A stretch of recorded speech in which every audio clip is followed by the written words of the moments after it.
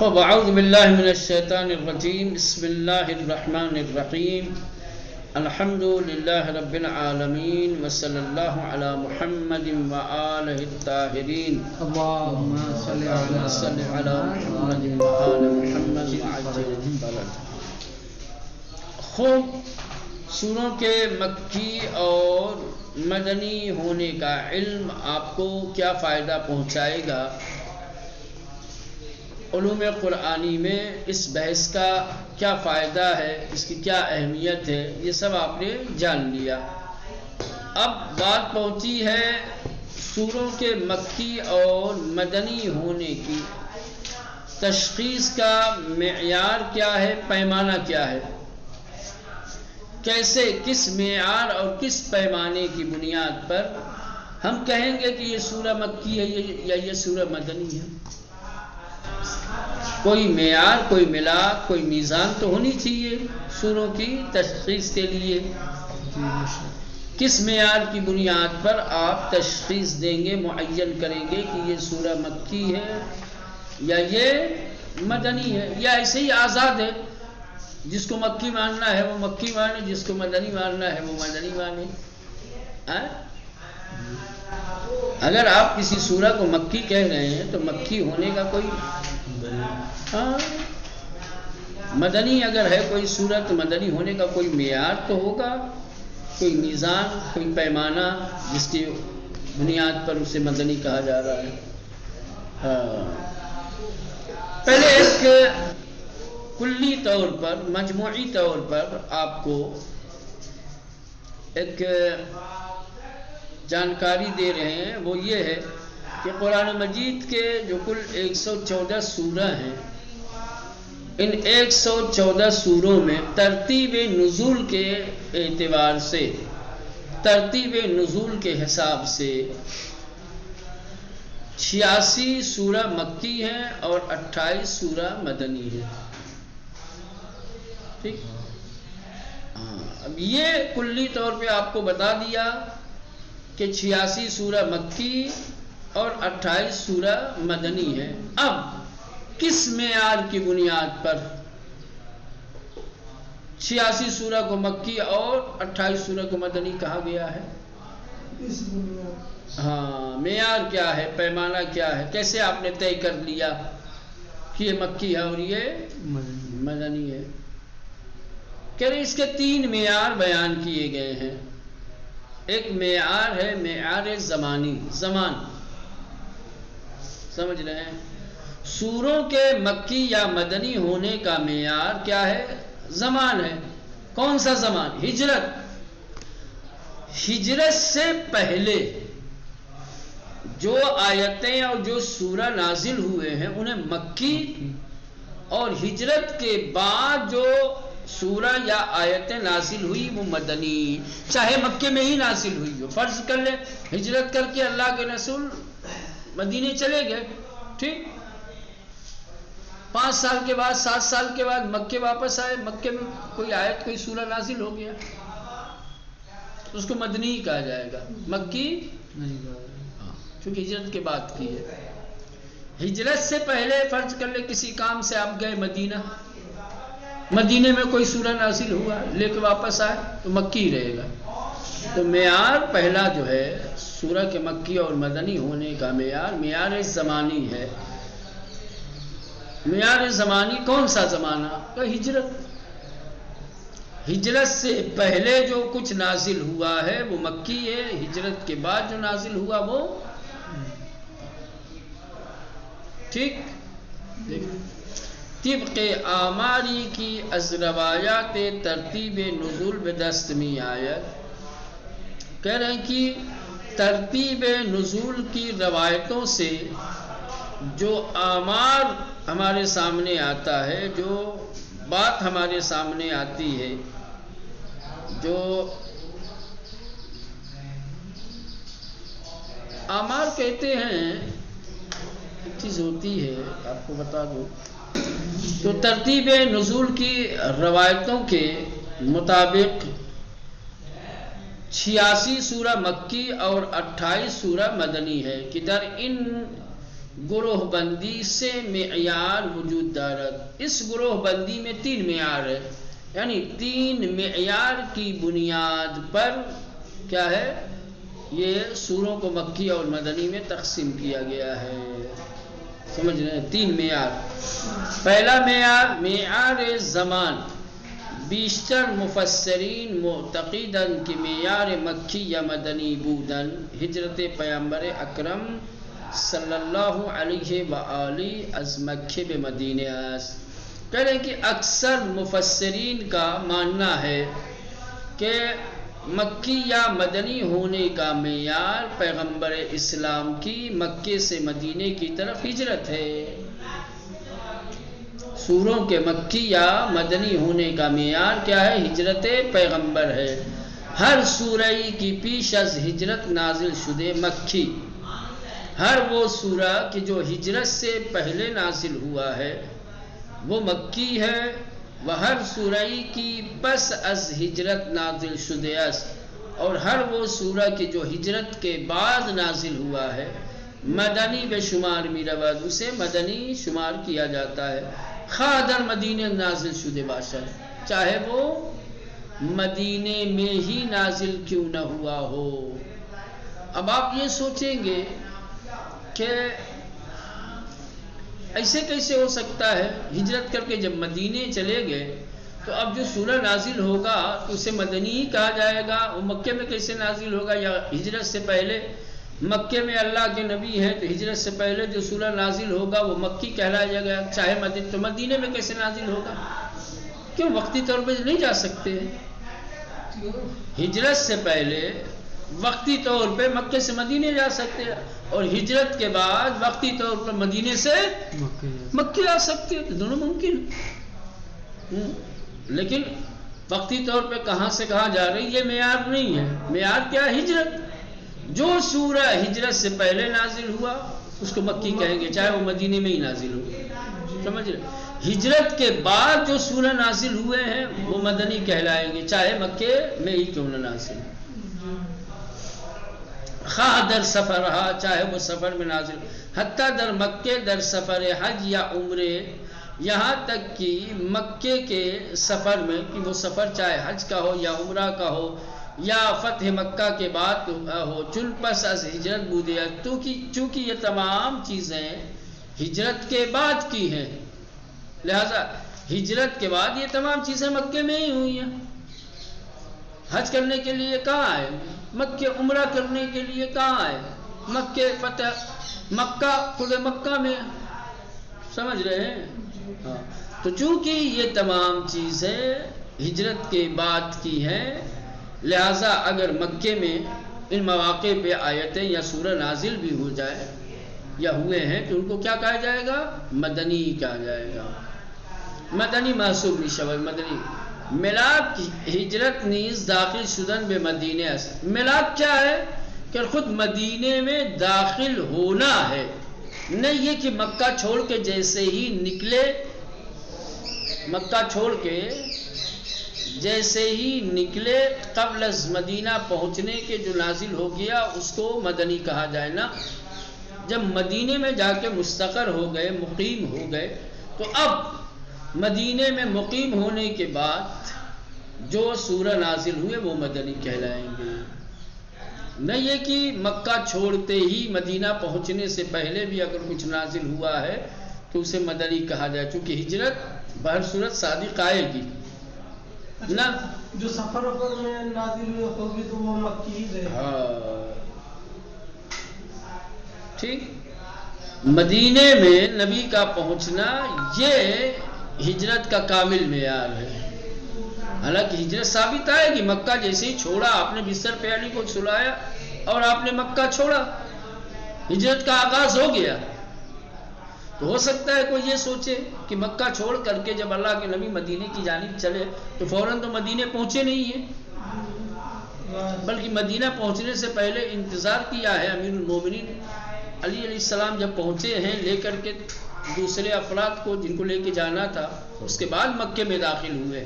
تو درمیان میں بیچ میں یہ جو مدینے میں داخل ہونے سے پہلے کا وقت ہے اس میں جو سورہ نازل ہوئے ان کو کیا مدنی کہیں گے؟ چونکہ ہجرت تو چالو ہو گئی کرنا. میعاد مدینے میں کیا ہے؟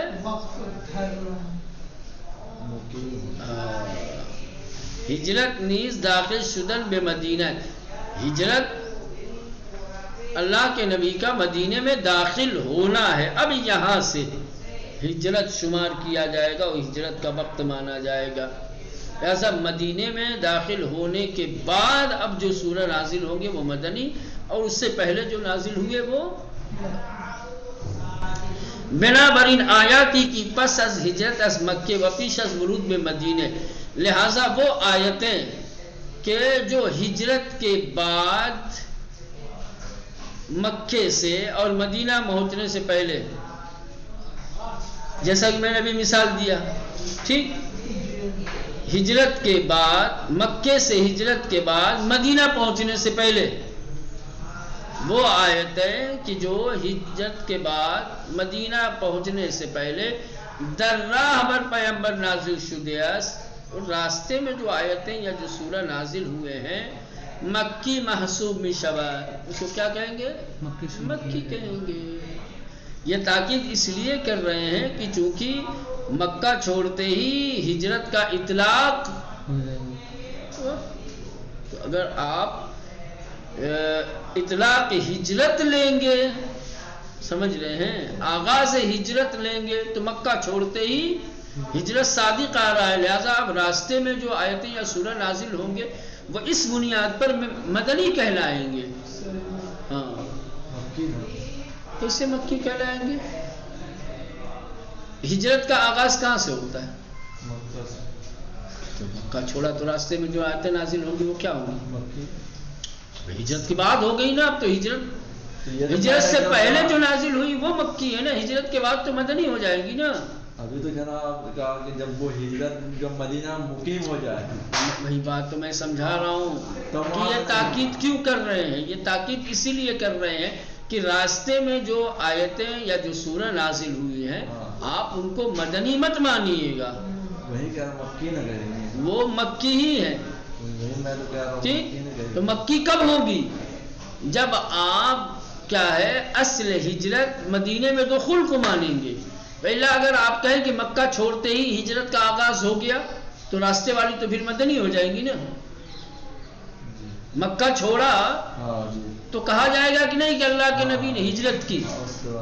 ٹھیک، تو اگر آغاز ہجرت کو ہی ہجرت مان لیا جائے تو راستے والی ساری مدنی ہو جائیں گی. لیکن اگر ہجرت کو نبی کریم کا مدینے میں داخل ہونا جب مانیں گے تو راستے والی کیا ہو جائیں گی؟ مکی ہو جائیں گی. ہاں، تو وہ اسی فرق کو سمجھانے کے لیے تاکید کر رہے ہیں بار بار. پہلے ہجرت تو سمجھ میں آئی گئی ہے کہ ہجرت کے بعد کی مدنی ہے، ہجرت سے پہلے کی مکی. مسئلہ راستے والے کو حل کرنا چاہتے ہیں کہ راستے والے کو کون سی لیں گے بھائی، مکی لیں گے یا مدنی لیں گے. کہ اگر آغاز ہجرت کو ہجرت مان لیں گے، اصل ہجرت مانیں گے تب تو مدنی ہو جائیں گی. لیکن اگر مدینے میں نبی کے داخل ہونے کو اصل ہجرت مانیں گے تو یہ کہہ رہے کہ معیار یہ نہیں ہے کہ مکہ چھوڑا، نہ، معیار ہجرت کا خود نبی کا مدینے میں داخل ہونا ہے. لہذا راستے میں جتنی بھی آیتیں یا سورہ نازل ہوئی ہیں وہ سب کے ساتھ مکی کہلائیں گے. مثلا ان الذین فرض علیک القرآن لغادک الی معاد بر اساس ان تعریف و ملا. کہہ رہے ہیں کہ یہ جو آیت کریمہ ہے جو ہم نے تعریف کی ہے ہجرت کی، کہ ہجرت یعنی نبی کریم کا مدینے میں داخل ہونا، اس بنیاد پر پس از خروج از مکے در راہ بر پیغمبر نازل شدے مکے، نبی کریم کے مکے سے نکلنے کے بعد یہ آیت نازل ہوئی ہے. لہٰذا اس آیت کو مکی کہا جائے گا چونکہ ابھی مدینے میں داخل نہیں ہوئے تھے. لیکن اگر کوئی اصل ہجرت مکے کو چھوڑنا مانے گا تو پھر یہ آیت کیا ہو جائے گی مولانا؟ مدنی ہو جائے گی، ہے نا.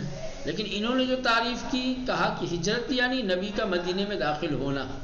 ٹھیک، اب داخل ہونے سے پہلے جو بھی نازل ہوں گی وہ سب مدنی مکی رہیں گی، اور بعد میں جو نازل ہوں گی وہ مدنی.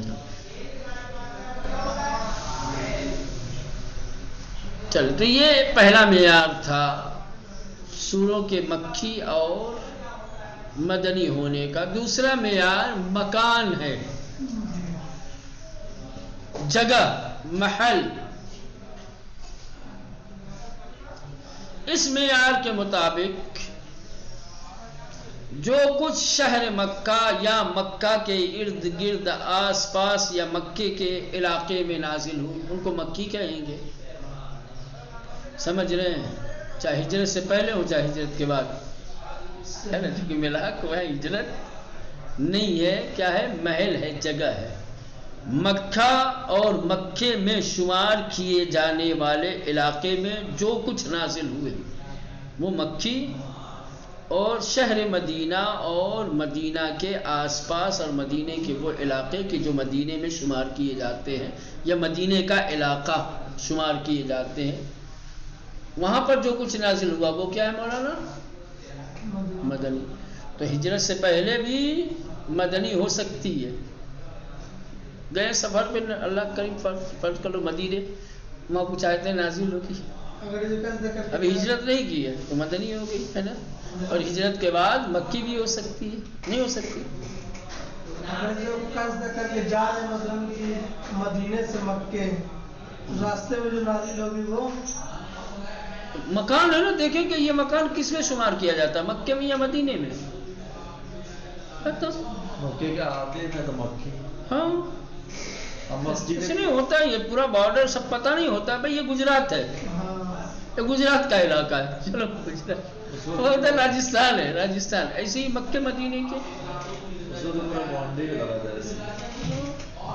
اچھا، مسجد قبا ہے، قبا ہے نا؟ مسجد قبا، قبا میں پہنچے تھے نا انہوں نے، پھر اس کے بعد جہاں فاطمہ زہرا ہے. ہاں، قبا اسلام کی پہلی مسجد ہے. پیش کے ساتھ پڑھتے ہیں نا قبا. ہاں ہاں. چلو، تو یہ دوسرا معیار کیا ہے؟ مکان و محل ہے. مکہ اور مکہ کے اطراف میں جو آیتیں جو سورہ نازل ہوئے وہ مکی ہیں، اور جو مدینہ اور اطراف مدینہ میں نازل ہوئے وہ مدنی ہے. معیار جگہ ہے، دیکھا جائے گا کہ کون سی آیت سورت کس جگہ پہ نازل ہوئی، اس جگہ سے منسوب کیا جائے گا. مکے اور مکے کے آس پاس مکی، مدینہ مدینے کے آس پاس، ٹھیک ہے نا؟ اب اس معیار کی بنیاد پر کیا ہے، آخر میں مکی ہو سکتی ہے، مدنی بھی ہو سکتی ہے، ابتدا میں بھی ہو سکتا ہے، کچھ جگہ ہے نا. تو ہجرت سے پہلے مدنی ہو سکتی ہے، ہجرت کے بعد مکی بھی ہو سکتی ہے. جگہ کو دیکھیں گے. چلے، معیار مکان ہر چه در شہر مکه و پیرامون آن نازل شده مکه است.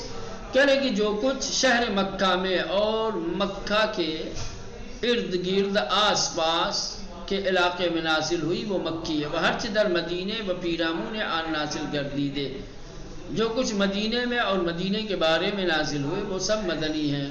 خواہ پیش از ہجرت یا پس از آن نازل شده باشد، چاہے وہ ہجرت سے پہلے ہو چاہے ہجرت کے بعد ہو، کیونکہ معیار زمان تو ہے ہی نہیں ہے، خالی مکان ہم کو دیکھنا ہے. پس آنچه در غیر این دو منطقه نازل شده باشد نہ مکی.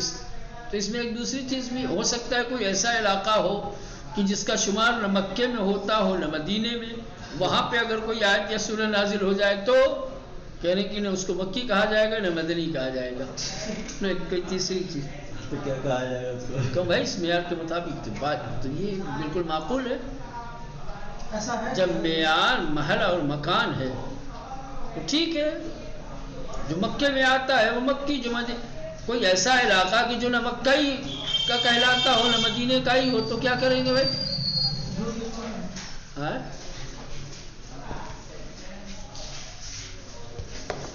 مکہ مدینے کا ہے ہی نہیں ہے تو کیا کہیں گے؟ دیکھیں، معیار مکان ہر چه در شہر مکہ. اچھا یہ ہو گیا ہے. پس آنچه در غیر این دو منطقه نازل شده باشد، پس جو کچھ ان دو منطقے کے علاوہ یعنی مکہ اور مدینہ سے ہٹ کر کے اگر کہیں پہ کچھ نازل ہوا ہے تو نہ مکی نہ مدنی. در این زمین جلال الدین سیوطی روایتی آورده است. کہنے کہ اس سلسلے میں جلال الدین سیوطی نے نبی کریم کی روایت نقل کی ہے. نبی کریم ارشاد فرماتے ہیں انزل فی ثلاث امکنہ مکہ والمدینہ والشام، کہ قرآن میرے اوپر 3 مقامات پر نازل ہوئے ہیں، مکہ، مدینہ اور شام. کہ طبق گفت ابن کثیر مقصود الشام تبوک ہے. دیکھا آپ نے، ہو گیا. تو اس کی دلیل بھی ہے.